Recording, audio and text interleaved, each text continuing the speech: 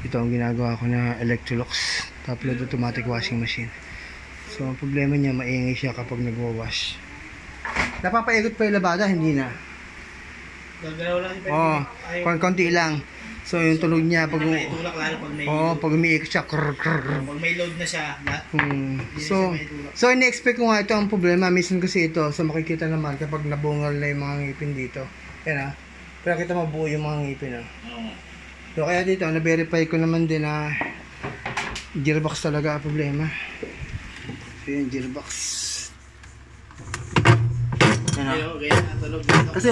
Kasi hindi dapat gagalaw yan. Sa buong washing machine kasi nabuo yung gearbox. Hindi dapat gagalaw yan. Hindi ko naman pinupulsa eh. Konti lang Which means yung gearbox mo, bungol na yung mga gear niya. Mga ngipin niya. So gearbox talaga. Hindi pag-usapan natin kung magandang gawin dito. Yung 7 kg Ito kasi ganito yan. Just in case na wala akong available na gearbox, yung gearbox niya yung nasa ilalim. Opo. Boss, pwede mong ihiga kung gusto mo. Okay lang? Para makakita natin yung gearbox niya. Higa. Pwede mong sapinan, pwede rin hindi. Yan. Yan. Yung gearbox mo. Ito. Tuloy mo na yan ang tornilyo.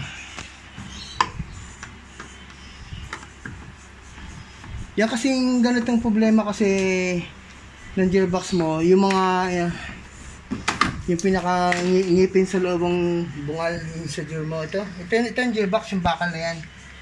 Yan nakikita yung stainless na bakal na yan. Yan yung gearbox. So malaki yan.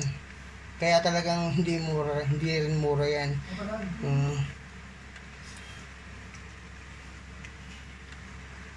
So ganito, bali just in case na walang makuha na exactly ganyan. Yan nakikita mong mga bakal na yan. Yan yung gearbox. Yan yung malaking bakal na yan. Ayan. So just in case na wala kasi akong makuhang eksaktong ganyan.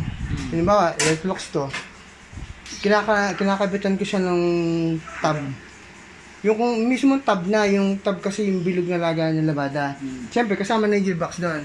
I-convert ko siya ng tab ng Samsung, LG, ganyan. Ganun yan kasi ito, kailangan kasi exactly the same na ganyan na gearbox ang makukuha mong pamalit. Yan, itong Electrolux na ganyan.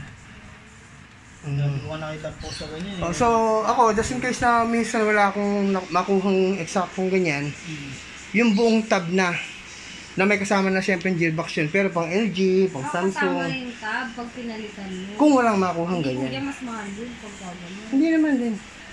So pero hopefully may makukuhang mismong ganyan para yan ang papalitan yung pinakabakal na yan.